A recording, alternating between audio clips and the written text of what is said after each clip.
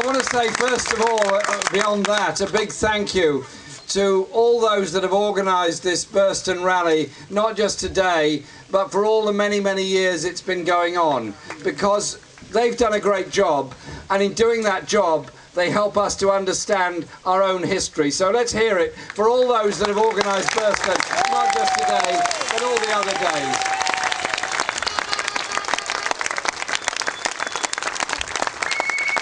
Because it gives us an opportunity to come together, as does Toll Puddle, as does the Durham Miners Gala, as does Burford for the Levellers Day, and so many other events, because we have to reclaim our own history. The Higdons stood up for working class children and working class families. They stood up against massive odds of very powerful landowners, very powerful Tories on the county council, and they stood up and they asked for support, and they got that support. The support that came from the mining communities, the railway unions, public service unions, many others, to ensure there was money to build the strike school, to ensure that school was supported. And in doing that, they declared two things. One was solidarity of people in struggle, but they also declared another thing about the way in which the labour movement, our movement, values education for learning, not just as a commodity. And so we remember them today, and we learn lessons from those people. And I want all our children in school, of course, to understand the history of our society and of the world as a whole, but also to understand that the great achievements of our society, the National Health Service, Human Rights Act, all those issues didn't come about by accident. They came about because of popular struggle, popular demand, people with vision prepared to stand up against the orthodoxy of the day. Our children should grow up understanding the power they have in their own hands of understanding history, developing from it, and getting the prize they need of a decent, more equal society, protecting our environment, human rights for all those issues that are so key in education. I'm not sure Michael Gove fully understood all that. In fact, I don't think he understood it at all. All he and the Tories ever understand is the balance sheet of education and the elitism within our society. We can, must and will do something very different and very better in the future.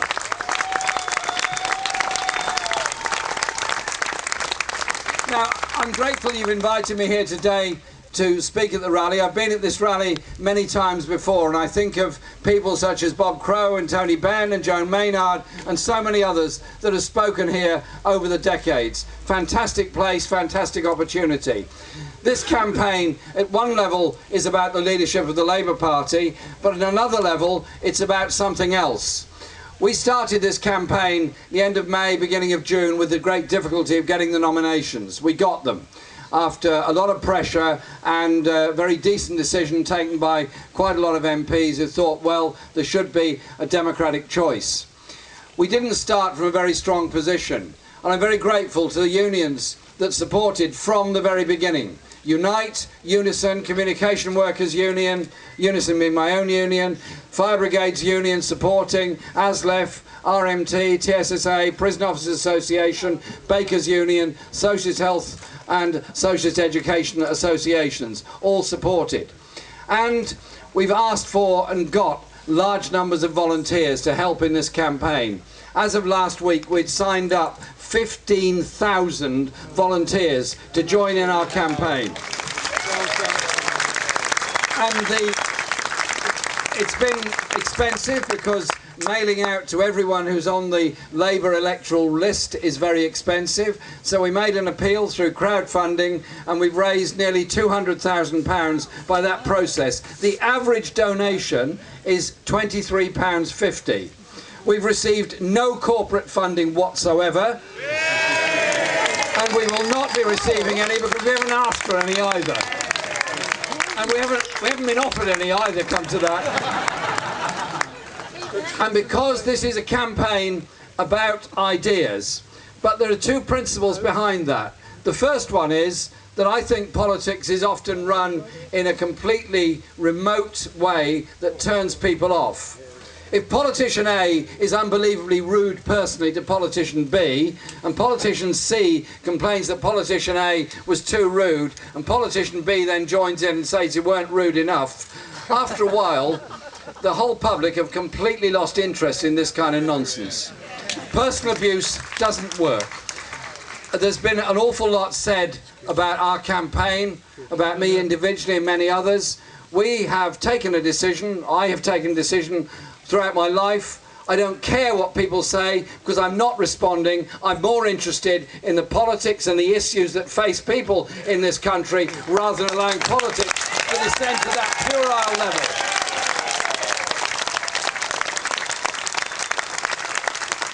So we don't do any of that. And the second point about it is about ideas. Ideas of how we do politics. Ideas about how we develop policies. We have produced 12 policy statements, but they're all there for consultation. There's a statement there on protection of women in society. There's a statement there on the environment. There's a statement there on economic policy. There's a statement there on rail policy. There's a lot of documents out there, and we want people to respond. We want people to put their views forward, take them in, change the document, develop the argument. Every single person here today in Burston has knowledge, has experience, has ideas, has imagination, has inspiration.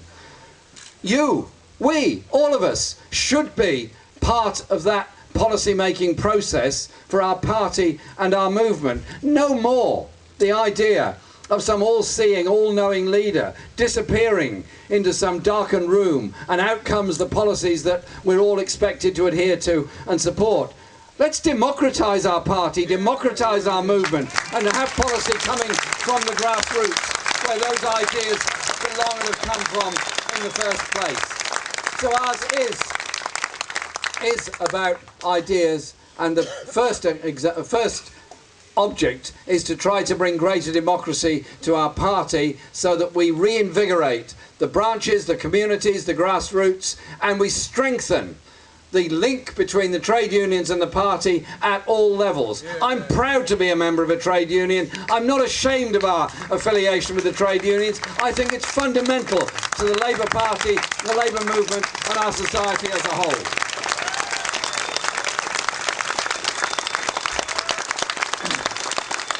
The other issue that is about this campaign, which is so fascinating, are the numbers of people that are attracted to a campaign based on optimism. All of us here have been on demonstrations. Hands up those who've never been on a demonstration. I don't believe you. There's a brother down here put his hand up. I said, brother, I don't believe you. Am I right? True. True. All right, we'll talk about it. But anyway, thanks for being here today. It's a campaign of optimism about what can be achieved. And the events we're doing, all of them are getting bigger and bigger. By Thursday evening, when we conclude this campaign with a rally in my own constituency, it will be the 97th event that I've done since this campaign started at the beginning of June. And we've had meetings and rallies all over Britain, including events in Dublin and Belfast, and Richard Howitt reminds me here we were over in Brussels for the European hustings as well. And so we've tried to reach out to everybody. And you know what's interesting is wherever we hold a rally, the attendance is huge. Not necessarily of people who voted Labour in May or voted Labour 5 years ago, but people who are interested in the idea that there is an alternative to the austerity narrative that's been put forward by the Tories and sadly by our party as well in the last two general elections. There is an alternative.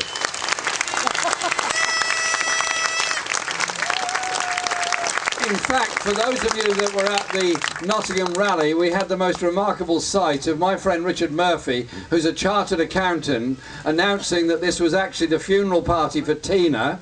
A lot of people looked at each other and said, poor Tina, what happened to her? And he pointed out it was the funeral party for There Is No Alternative.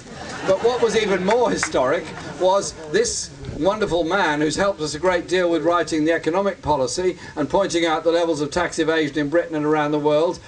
A chartered accountant got a standing ovation at a Labour movement rally. How good is that? How inclusive is all of that in what we do? And yesterday we were in Margate, again absolutely packed out, in a town and an area we've got to win back. We've got to defeat UKIP there and defeat the Tories there. Can we do it? Yes, of course we can do it.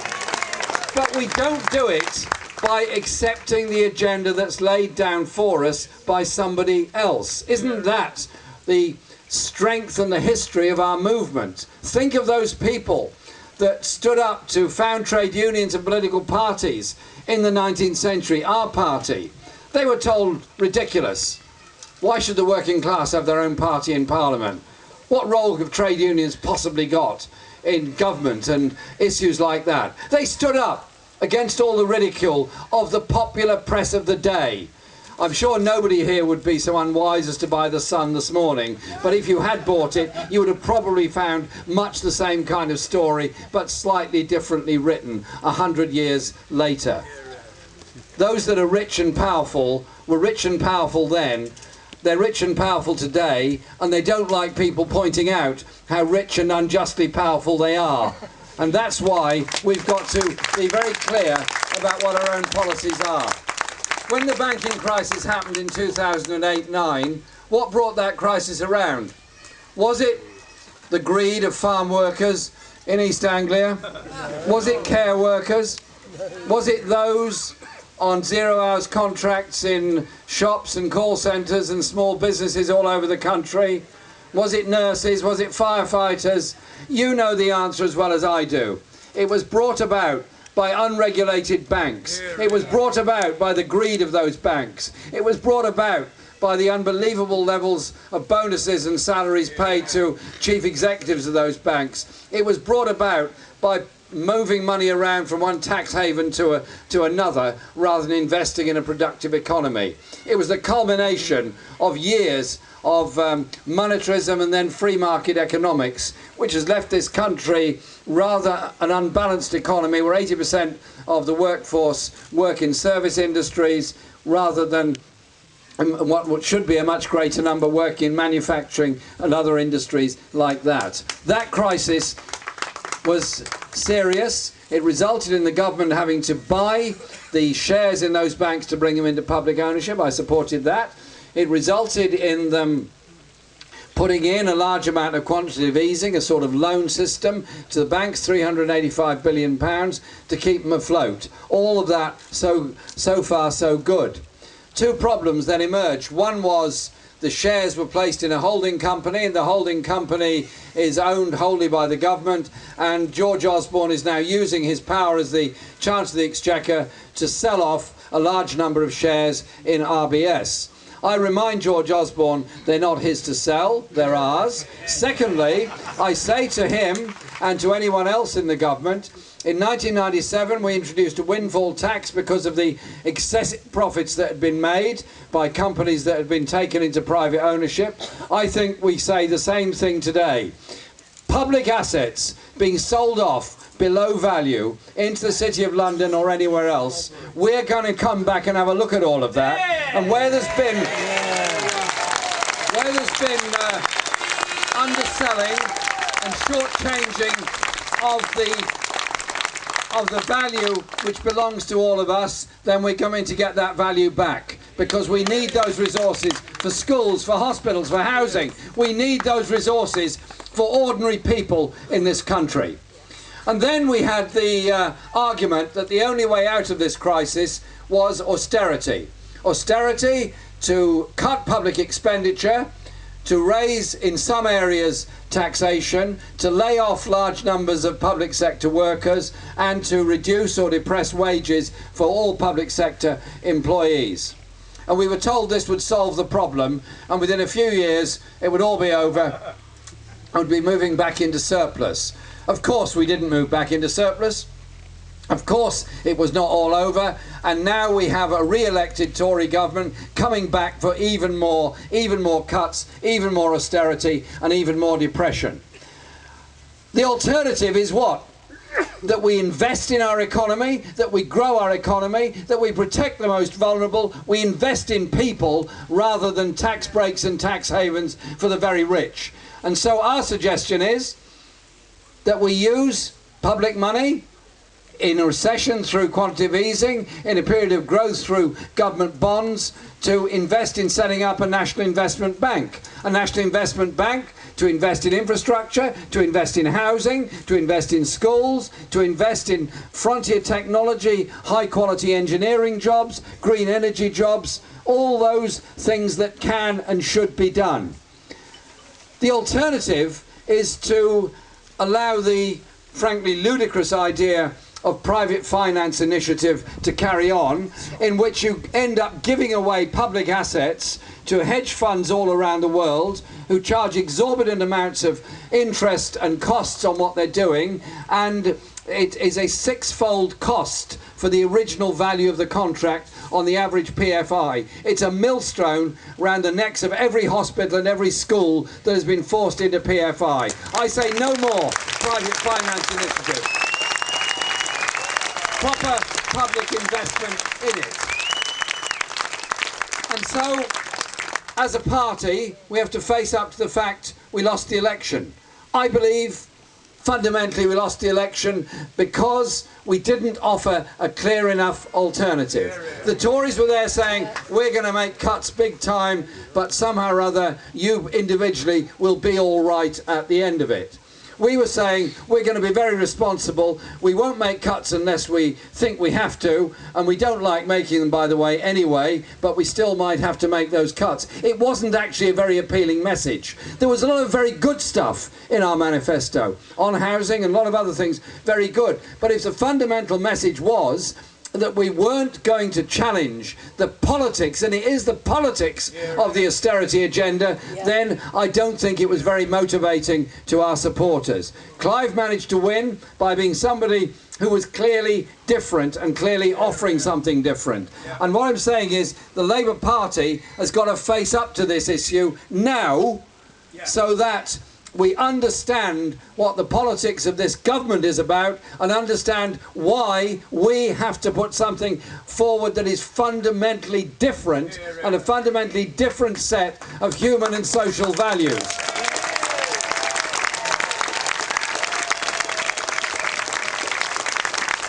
And you think through what this government is doing. Re-elected in May with 24% of the electorate on a low turnout.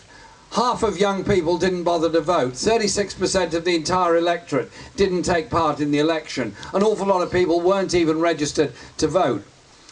If we can mobilise and motivate people and give them hope, give them optimism and give them participation in our movement, all that can and will change. You'll bring people back who've gone elsewhere because they didn't feel motivated enough by us. Of that, I'm utterly convinced. But you've got to understand what this government is about.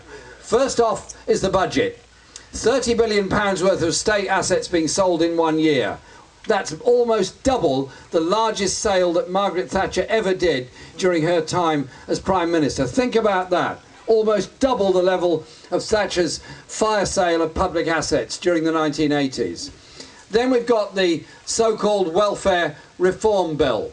The Welfare Reform Bill, which is designed to take yet another £12 billion out of the welfare budget, designed to impose a benefit cap of £20,000 outside London, £23,000 in London, and allow some of our deeply irresponsible, yes I agree,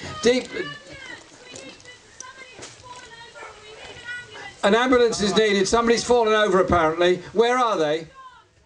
A minimum wage of £10 an hour is achievable, possible. It is the TUC figure. It's one that I support. Also, the need to control the private rented sector, control the rent levels that are there within it, and give security of tenure to people living within it. But that alone will not solve the housing crisis. The housing crisis can only be solved by building more homes. Council housing. Secure quality, decent housing for all throughout our society. Because it cannot be right, it just cannot be right that here in the 21st century, in one of the richest countries in the world, we have a large number of children growing up in grossly overcrowded, damp accommodation, underachieving in school, getting bad health problems and all other things that go with it. It's not right, it's not necessary. Why can't we, instead of looking at housing solely as a market and a commodity, say there is a public good, a social need, a general responsibility to ensure there is housing available for all? And that, of course, has the virtue of creating jobs with it. But we also have to challenge two other agendas of this government. We are all very proud of the National Health Service, a human right for all, free at the point of use. We're very proud of that, and so we should be. An incredible achievement. And there was something quite amazing about speaking at a rally in Tredegar in South Wales a couple of weeks ago, on the very spot where Naib Van used to report back to his constituents on the National Health Service and many other issues. And there's a message on Naib Van House in Tredegar which said, "A society that denies somebody access to medical care because they don't have the money to pay for it cannot call itself civilised." That's why we need a National Health Service. But our NHS is under threat. Our NHS is under threat from the internal market. It's under threat from the lack of planning within it and the competition. It's under threat from the Health and Social Care Act, which requires each health area to have 49% of its services provided by the private sector. People work in the NHS because they believe in the NHS. They work very hard in the NHS because they want to serve the entire community. Those companies that are moving in to take over diagnostic services, take over in some cases whole hospitals, take over all aspects of administration, they're in it to make money out of it. I think we should have an NHS where the staff are employed by the public, by the NHS, and there is proper planning on the basis of healthcare and health needs. And look also at the levels of health inequality in our society. If you're poor and you live in the poorest areas, you die younger than if you're rich and live in the richest areas of our society. That's a combination of environmental conditions, of housing, of working experience. It's a whole lot of things, but it is grossly unequal. The NHS can't solve all of that, but it can at least direct its services, its needs, into areas of greatest deprivation in order to try and increase the longevity of people's lives, the health care of everybody there. But we also talk about health as though it is a physical condition. Yes, of course it is.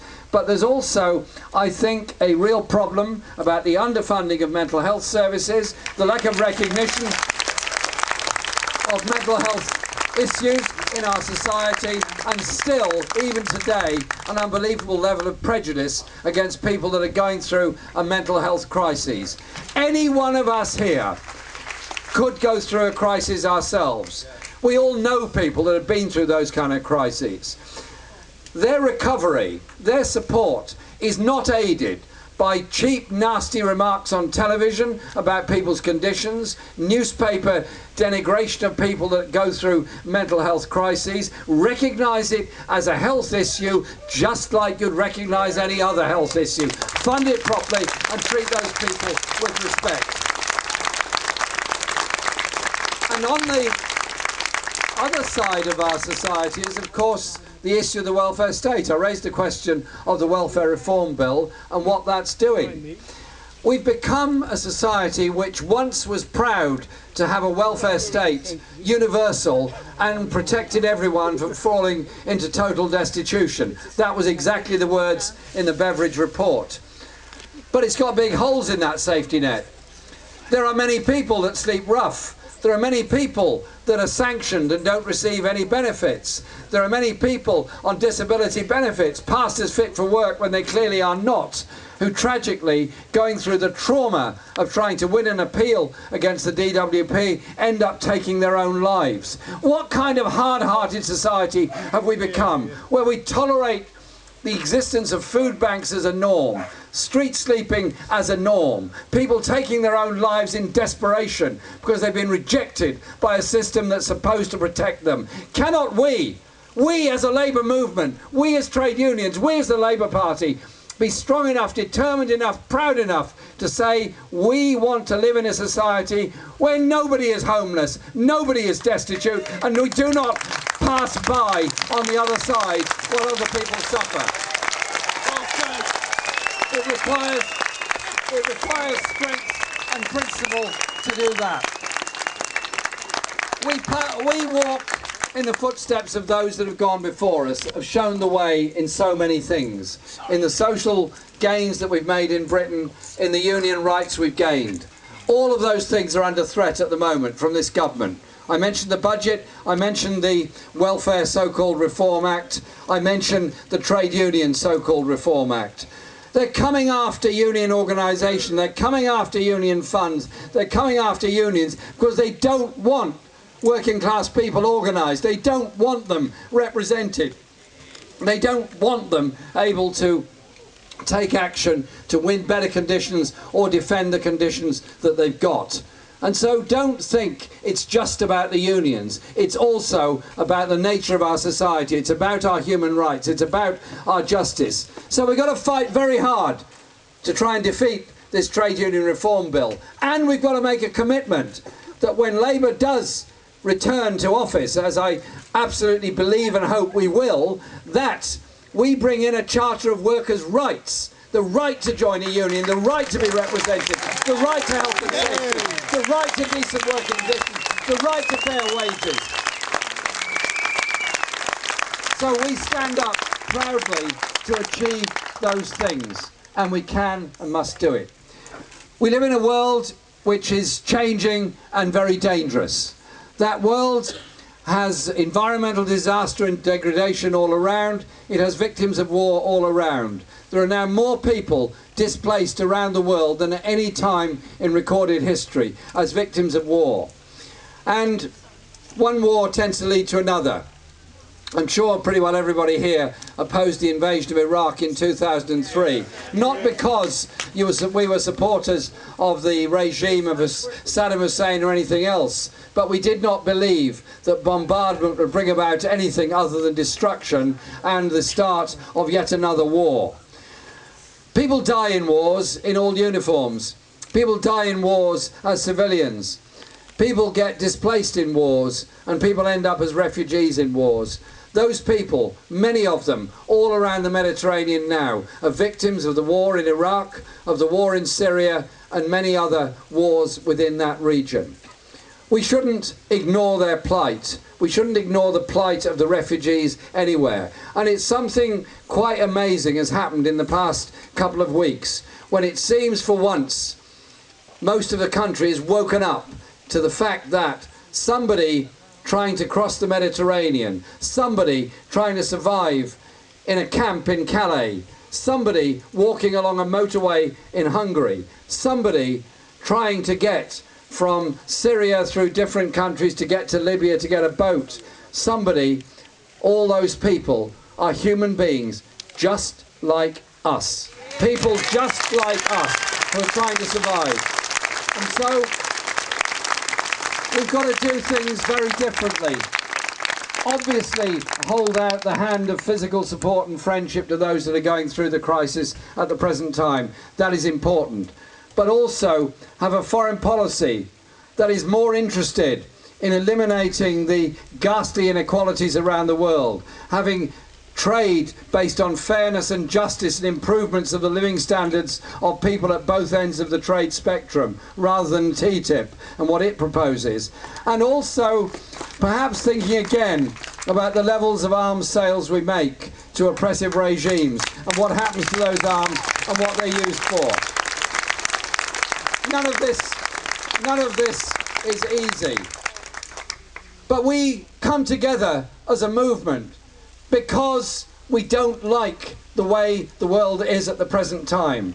We come together because we simply don't believe or accept the argument that's routinely put to us that our children are going to be worse off than we are, and their children are going to be worse off than they are, and their children are going to be worse off than the grandchildren that we are now worried about. Why have we given up on the idea of socialism and social justice? Why have we given up on the idea of sharing resources? Why have we given up on the idea that succeeding generations can benefit from the huge technology and technological advances that have been made? Why have we given up on so much of that? We need to be proud of our principles, proud of where we come from, proud of what we've achieved, and proud of what we're trying to achieve. I want our party to be able to be proud of those things. I want our unions to be proud of those things. I want all those people that have come together, 560,000 that have come together as part of this election process, to stay together, campaign together for a brighter, just future, recognising the rights we've won, the right of women to vote, the right of men to vote, the Human Rights Act, the Equalities Act, Equal Pay Act, Human Health and Safety at Work Act. All those things came about because people were prepared to have a dream, a vision, a practical hope of doing things differently and better.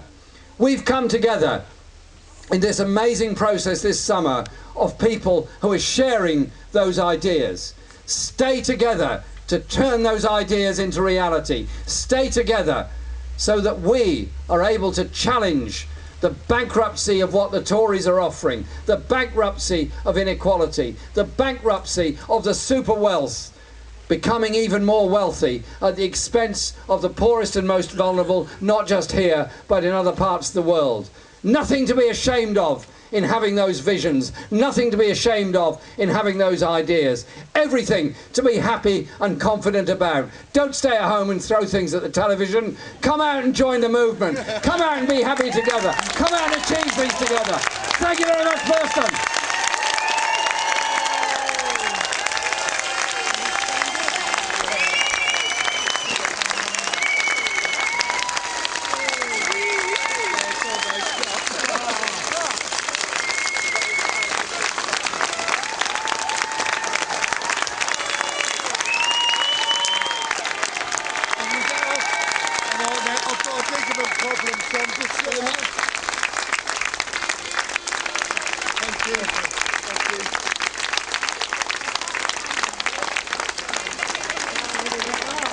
Ladies and gentlemen, I wanted to say you just heard the next leader of the Labour Party.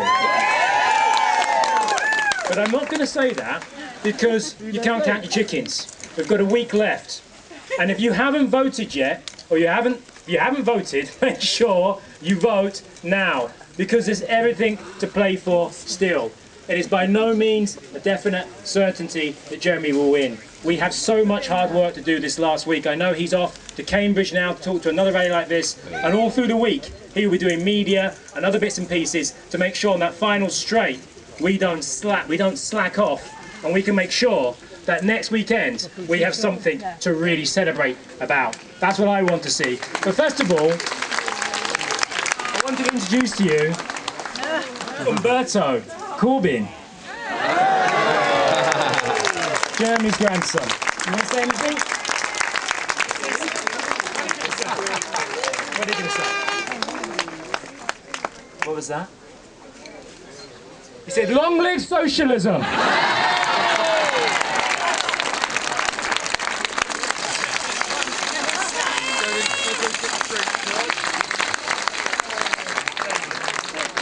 So, thank you, Umberto. Words of wisdom there.